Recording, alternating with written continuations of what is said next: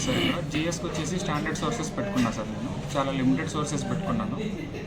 Like history, జాగ్రఫీకి NCERT books, ఎకానమీకి only ఒక చిన్న సింగిల్ బుక్ శంకర్ గణేష్ కరుపయ్య అని, అది ఒకటి బాగా ఫాలో అయ్యాను.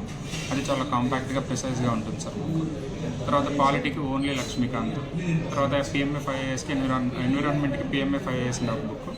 ఇట్లా ఒకే బుక్ సోర్స్ చాలా లిమిటెడ్గా పెట్టుకొని మల్టిపుల్ టైమ్స్ రివిజన్ చేయడం వల్ల కొంచెం ఈజీ అయింది సార్. ఎగ్జామ్ అప్పుడు టెన్షన్ తక్కువ ఉండేది. రివిజన్ జరిగిపోయింది కాబట్టి చాలాసార్లు ఒక చిన్న కాన్ఫిడెన్స్ బిల్డ్ అయ్యింది. సో అట్లా ప్రిపేర్ అయ్యాను సార్. తర్వాత మీ ఫ్యామిలీ బ్యాక్గ్రౌండ్ సార్? సార్ మాది వైఎస్ఆర్ కడప జిల్లా sir.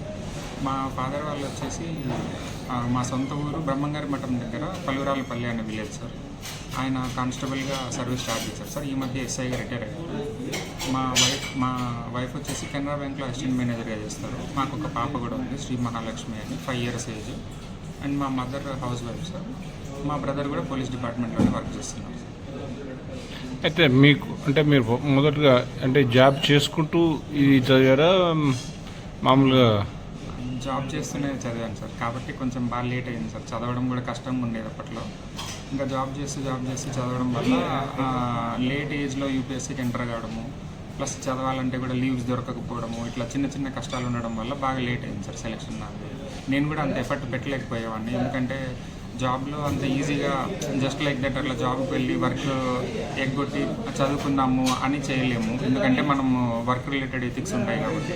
At the same time కంప్లీట్గా జాబ్ వదిలేసి ప్రిపేర్ అవుదామా అంటే మళ్ళీ ఫైనాన్షియల్గా కష్టపడతాము అనే ఒక భయం. సో ఈ రెండింటిని బ్యాలెన్స్ చేసుకుంటూ చదవడానికి కొంచెం డిఫికల్టీ అనిపించింది సార్. అంటే ఏం జాబ్ చేసేవాళ్ళు సార్? సార్ నేను చాలా చేశాను సార్. ఈ మధ్య రీసెంట్ అన్ని గవర్నమెంట్ జాబ్స్ చేశాను. ఫస్ట్ యాక్సెంచర్లో సాఫ్ట్వేర్ ఇంజనీర్గా చేశాను సార్. తర్వాత టీటీడీలో చేశాను సార్ జూనియర్ అసిస్టెంట్గా. తర్వాత ఏజీ ఆఫీస్లో హైదరాబాద్. అంటే జాబ్ చేస్తుండగానే మీకు చదవాలనే ఆలోచన వచ్చింది సార్. తర్వాత హైదరాబాద్ ఏజీ ఆఫీస్లో ఆడిటర్గా చేశాను. తర్వాత చెన్నై కస్టమ్స్లో ఇన్స్పెక్టర్గా చేశాను. అట్లా చేస్తున్నప్పుడే డిప్యుటేషన్కి వెళ్ళాను సార్, ఇంటెలిజెన్స్ ఆఫీసర్గా, డైరెక్టరేట్ ఆఫ్ రెవెన్యూ ఇంటెలిజెన్స్లో. అండ్ తర్వాత రీసెంట్గా సిఏజీ బెంగళూరులో అసిస్టెంట్ ఆడిట్ ఆఫీసర్గా చేసేవాడిని దీనికి ముందు కరెక్ట్గా. తర్వాత ఇంకా జాబ్ వదిలేసి యూపీఎస్సీకి ఫుల్ ఫ్లెడ్జ్డ్గా ఫైనల్ అటెంప్ట్ ఇద్దామని అప్పుడు ట్రై చేశాను సార్. అంటే నేను ఇంకొక మాట అంటే మీరు జాబ్ చేయడం కంటే జాబ్ రిజైన్ చేసి చదవమని మీ వైఫ్ చెప్పిందని విన్నాను. అది అది యాక్చువల్లీ ఒక మంచి పెద్ద డైలమాలో ఉన్నాను సార్ నేను. ఎందుకంటే నేను చేస్తున్న జాబ్ మంచి జాబే, సాటిస్ఫాక్టరీ జాబే. ఎందుకంటే అప్పట్లో నాకు ఒక 90,000 దాకా శాలరీ వచ్చేది. ప్లస్ మా వైఫ్ కూడా వర్కింగే కాబట్టి. సో ఒక కంఫర్టబుల్ లైఫ్, ఒక above middle class life lead చేయొచ్చు అనే ఒక కాన్ఫిడెన్స్ ఉంది. బట్ ఎక్కడో ఒక చోట ఇంకా ట్రై చేస్తే మంచి జాబ్ వస్తుంది, ఇంకా సర్వీస్ చేయొచ్చు సొసైటీకి, నువ్వు మంచి పొజిషన్లో సర్వీస్ చేయొచ్చు. ఎంత చిన్న జాబ్ అయినా పెద్ద జాబ్ అయినా దాని ఇంపార్టెన్స్ అదే, దాని రోల్ అదే. బట్ మన కెపాసిటీని బట్టి ఇంకా కొంచెం బెటర్ పొజిషన్లో సర్వ్ చేయొచ్చు సొసైటీకి అనే ఒక మోటివేషన్ ఉండి నేను. బట్ అయినా ఇప్పుడుండే పరిస్థితుల్లో ఫైనాన్షియల్ ఇబ్బందులు ఇవన్నీ వస్తాయి, ఎందుకులే అని ఆగిపోయాను సార్ మధ్యలో. బట్ నేను ఆగిపోయిన ప్రతిసారి నాలో ఏదో చిన్న బాధ ఉండేది. ఆ బాధని కరెక్ట్గా ఆవిడ గుర్తించి, ఎందుకు అంత తపన పడుతున్నావు, ఫైనాన్షియల్ ఇబ్బందులు వస్తాయి కరెక్టే, చిన్న చిన్న ఇబ్బందులు వస్తాయి, పర్లేదు చూద్దాము, ఏదైనా తట్టుకుందాము, ఎలాగో నేను వర్కింగే కాబట్టి నేను సపోర్ట్ చేస్తాను, ఫ్యామిలీని కూడా నేనే చూసుకుంటాను, నువ్వు ఢిల్లీ కానీ హైదరాబాద్ కానీ వెళ్ళి ఒక ఫుల్ ఫ్లెడ్జ్డ్ అటెంప్ట్ ఇవ్వు, ఏం ప్రాబ్లం లేదు అని చెప్పారు సార్. సో దానివల్ల నాకు సాధ్యమైంది సార్. అంటే ఒక జాబ్, గవర్నమెంట్ జాబ్ అయినా వదిలేసి మీరు ఒక సివిల్ చదవడం అనేది చాలా గొప్ప విషయం. దాంట్లో మీరు సక్సెస్ కావడం అనేది ఇంకా గొప్ప విషయం. Happy ending. తర్వాత ఇప్పుడు మనకి ప్రిలిమ్స్ ఏ విధంగా చదవాలి, ఎట్లా చదివితే బాగా వస్తుంది వాళ్ళ పిల్లలకు? సార్ ఇప్పుడు ప్రిలిమ్స్ వచ్చేసి పీవైక్యూస్ మల్టిపుల్ టైమ్స్ రివిజన్ చేసుకోవాల్సి ఉంటుంది సార్.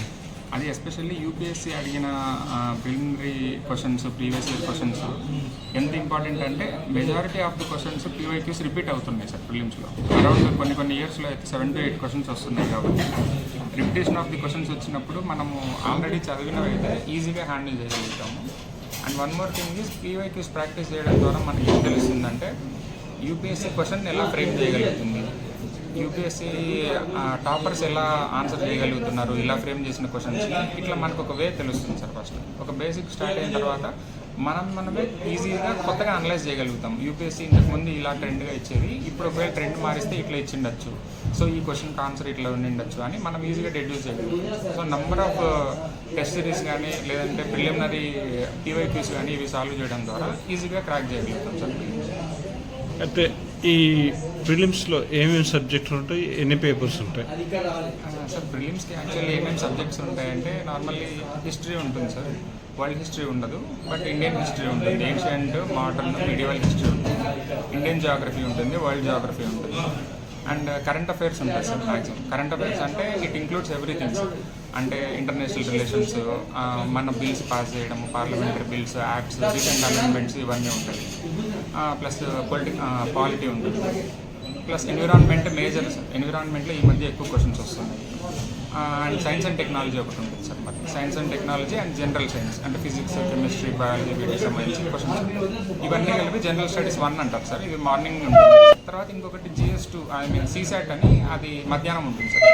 దానిలో ఇంగ్లీష్ అండ్ మ్యాథమెటిక్స్ ఉంటుంది సార్. దాంట్లో మ్యాథమెటిక్స్ ఏ విధంగా చేయొచ్చు, అది ఎట్లా, ఏం బుక్స్ చదవాలి దానికి CSATలో? సార్ అన్నిటికీ ఒకటే మెయిన్ గైడ్ ఏంటంటే sir, previous year questions. Previous year questions మనం తీసుకున్నామంటే అందులో సపోజ్ ప్రాబబిలిటీ నుంచి 10 క్వశ్చన్స్ వస్తున్నాయి. సో ఇప్పుడు నాకు ఒకవేళ నేను ప్రాబబిలిటీ వీక్ ఏరియాగా ఫీల్ అయినా కూడా 10 క్వశ్చన్స్ వస్తున్నాయి అంటే చాలా మంచి వెయిటేజ్ ఉంది కాబట్టి ట్రై చేసి కష్టపడైనా నేర్చుకోవాల్సిందే. ఎందుకంటే అంత ఈజీ టాపిక్ ఏది లేదు, ప్లస్ 10 క్వశ్చన్స్ వస్తున్నాయి కాబట్టి ప్రాబబిలిటీ మీద ఒకటి పెట్టాలి. ఒకవేళ రీడింగ్ కాంప్రిహెన్షన్ క్వశ్చన్స్ తీసుకున్నామంటే రీడింగ్ కాంప్రిహెన్షన్ క్వశ్చన్స్ అరౌండ్ ఒక 30 to 40 వస్తాయి సార్. ఈ 30 to 40 క్వశ్చన్స్లో మనము ఎన్ని సాల్వ్ చేయగలుగుతున్నాము, ఒకవేళ సాల్వ్ చేయలేకపోతే సపోజ్ లెంత్ వైజ్ సాల్వ్ చేయలేకపోతున్నామా, లేదంటే డిఫికల్టీ ఇన్ టర్మినాలజీ, లేదంటే లాంగ్వేజ్ కాంప్లెక్స్గా ఉందా, మనం ఇంకా ఎలా ఇంప్రూవ్ అవ్వాలి అనేది PYQs పెట్టుకునే ఉంటుంది సార్. PYQస్ని బట్టి ఇప్పుడు suppose time and distance, time and work లాంటి క్వశ్చన్స్ ఒక 3-4 వస్తున్నాయంటే ఓకే, కొంచెం ఒకవేళ ఆ సబ్జెక్ట్ కాన్సెప్ట్ నచ్చకపోతే పక్కన పెట్టచ్చు. బట్ ఏదైనా టాపిక్ వెయిటేజ్ ఎక్కువ ఉండి, లైక్ ఇప్పుడు రీజనింగ్ ఇలాంటివి అనుకోండి సార్, చాలా ఈజీగా ఉంటుంది సార్. నంబర్ సిస్టమ్, రీజనింగ్ ఇది. సో ఎలాంటి ఇప్పుడు సపోజ్ ప్రైమ్ నెంబర్స్తో ప్లే చేస్తుందా యూపీఎస్సీ, లేదంటే ఆల్టర్నేట్ సీక్వెన్సెస్ పెట్టుకుంటుందా, ఇలాంటివి ఎక్కువ గమనించామంటే ఈజీగా క్రాక్ చేయొచ్చు sir mathematics and English second paper. అయితే ఈ సెకండ్ పేపర్లో బుక్స్ అంటే ఈ CSATకి సంబంధించి బుక్స్ ఏమేమి రిఫర్ చేస్తే బాగుంటుంది అని సూచిస్తారా? యాక్చువల్లీ బుక్స్ అనేది ఒక జనరల్గా చెప్పలేము సార్, ఈ బుక్ ఇది ఫాలో అవుతామని. ఎందుకంటే ఒక్కొక్కరికి ఇప్పుడు సపోజ్ నేను ఇంతకుముందు CGL రాసి చాలాసార్లు CGLలో సెలెక్ట్ అయినాను కాబట్టి నాకేం బుక్స్ ఏం అవసరం లేకుండా నేను ట్రై చేయగలిగాను. బట్ ఒకవేళ చాలా బేసిక్ లెవెల్ నుంచి కూడా నాకు న్యూమరికల్ ఎబిలిటీ కానీ మ్యాథమెటిక్స్ ఆప్టిట్యూడ్ కానీ లేదు అంటే వాళ్ళు RS అగర్వాల్ అని ఒక బుక్ మీద రెఫర్ చేస్తే సరిపోతుంది సార్. బట్ ఎగ్జామ్కి సరిపోతుంది సార్, వాళ్ళకి ఒక స్ట్రాంగ్ ఫౌండేషన్ రావడానికి సరిపోతుంది. బట్ యూపీఎస్సీ ఎగ్జామ్ చాలా టఫర్ దాన్ RS Agarwal normal numerical aptitude.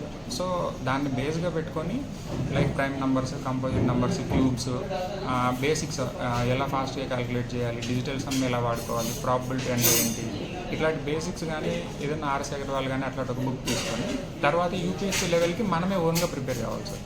దానికి యూట్యూబ్ వీడియోస్ చాలా హెల్ప్ అవుతాయి సార్. యాక్చువల్లీ సపోజ్ ఇప్పుడు CSE 2023 సాల్వ్డ్ పేపర్ అని కొట్టామంటే యూట్యూబ్లో చాలామంది చెప్తారు సార్ ఇది ఎలాంటి షార్ట్ కట్ వాడి చేయొచ్చు అని.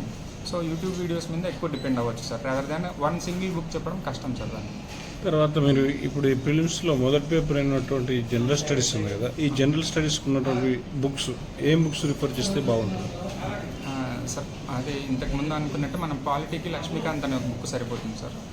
తర్వాత హిస్టరీకి వచ్చేసి ఏన్షియంట్, మిడివల్, మోడర్న్కి NCERT బుక్స్ ఒకటి చదవాల్సి ఉంటుంది సార్ కంపల్సరీ.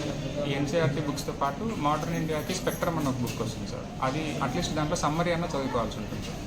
తర్వాత జాగ్రఫీకి NCERT బుక్స్ సార్. తర్వాత ఎన్విరాన్మెంట్కి వచ్చేసి PMF IAS అని ఒక బుక్ బాగా హెల్ప్ అవుతుంది సార్. తర్వాత కరెంట్ అఫైర్స్కి ఏదైనా ఒక గవర్నమెంట్ ఇన్స్టిట్యూట్, గవర్నమెంట్ సంబంధించిన వెబ్సైట్ చూసుకుంటే సరిపోతుంది. అండ్ ఎకానమీకి ఒక స్టాండర్డ్ బుక్ అంటూ ఏది లేదు సార్, NCERT బుక్ సరిపోతుంది, బట్ బేసిక్సే వస్తాయి దానివల్ల. సో ఏదైనా ఒకటి అంటే మృణాల్ సార్ వీడియోస్ చూస్తారు చాలామంది, కొంతమంది శంకర్ గణేష్ కరుపయ్య బుక్ రెఫర్ చేస్తారు. నేనైతే శంకర్ గణేష్ బుక్ చదివాను సార్, చాలా హెల్ప్ అయింది నాకు. సో ఇంకా జనరల్ సైన్స్ అండ్ టెక్నాలజీకి అదే ఏదైనా కరెంట్ అఫైర్స్ గవర్నమెంట్ సైడ్ కానీ అట్లాంటి ఒకటి కరెంట్ అఫైర్స్ పెట్టుకొని, జనరల్ సైన్స్కి NCERT ఫిజిక్స్ అండ్ బయాలజీ సరిపోతుంది. తర్వాత ఈ కరెంట్ అఫైర్స్కి జనరల్గా పేపర్స్ ఒక తెలుగులో అయితే ఈనాడు లాంటిదో, సాక్షి లాంటిదో, తర్వాత ఇంగ్లీష్లో అయితే హిందూనో అలాంటి పేపర్ ఏదైనా దాన్ని చుట్టూ సరిపోతుంది. సార్ యాక్చువల్లీ కరెంట్ అఫైర్స్కి మనకు ఇప్పుడు ఒక చిన్న ప్రాబ్లం ఉంది సార్. ఎందుకంటే యూపీఎస్సీ క్వశ్చన్స్ తీసే సోర్స్ అనేది అది డెడ్యూస్ చేయాలని చాలామంది ట్రై చేశారు, కానీ అది కరెక్ట్గా ఫైండ్ అవుట్ చేయలేకపోతుంది సార్. కొన్నిసార్లు డౌన్ టు ఎర్త్ అని ఒక మ్యాగజైన్లో నుంచి కరెంట్ అఫైర్స్ వస్తాయి, కొన్నిసార్లు పిఆర్ఎస్ నుంచి డైరెక్ట్గా ఇస్తారు, కొన్నిసార్లు పిఐబి నుంచి ఇస్తారు, కొన్నిసార్లు ఇండియన్ ఎక్స్ప్రెస్ ఆర్టికల్స్, కొన్నిసార్లు హిందూ ఆర్టికల్స్, కొన్నిసార్లు డీసీలో ఉన్న ఆర్టికల్స్ నుంచి వస్తాయి. సో మనము కరెంట్ అఫైర్స్ క్వశ్చన్స్ని 100% అటెంప్ట్ చేసి సాల్వ్ చేయాలి అనే ఒక యాటిట్యూడ్ నుంచి కొంచెం బయటకు వస్తే బెటర్ సార్. ఎందుకంటే ఈ ఎగ్జామ్లో ఒక 50 to 60 క్వశ్చన్స్ కరెక్ట్గా పెట్టి ఒక 10 or 20 క్వశ్చన్స్ దగ్గర చిన్న ఎస్టిమేషన్ లాగిస్తే సరిపోతుంది సార్. ఎందుకంటే 200కి 200 రావాల్సిన అవసరం లేదు, 200కి 100 or 110 వచ్చినా కూడా comfortably we can sail through the prelims. కాబట్టి మనం ఏదైతే standard sources and static sources prepare అవుతున్నామో వాటి నుంచి క్వశ్చన్స్ వస్తే ఖచ్చితంగా పెట్టాలి, ఖచ్చితంగా కరెక్ట్ అవ్వాలి అనే ఒక వేలో వెళ్తే better sir, rather than to think that every question I should make it correct. And అన్ని సోర్సెస్ కూడా రెఫర్ చేయడం అండ్ రివిజన్ చేయడం కరెక్ట్గా కాదు. కాబట్టి సో స్టాండర్డ్ సోర్సెస్ వైపు నుంచి ప్రిలిమ్స్ క్లియర్ చేయడం అనేది ఈజీ వే సార్.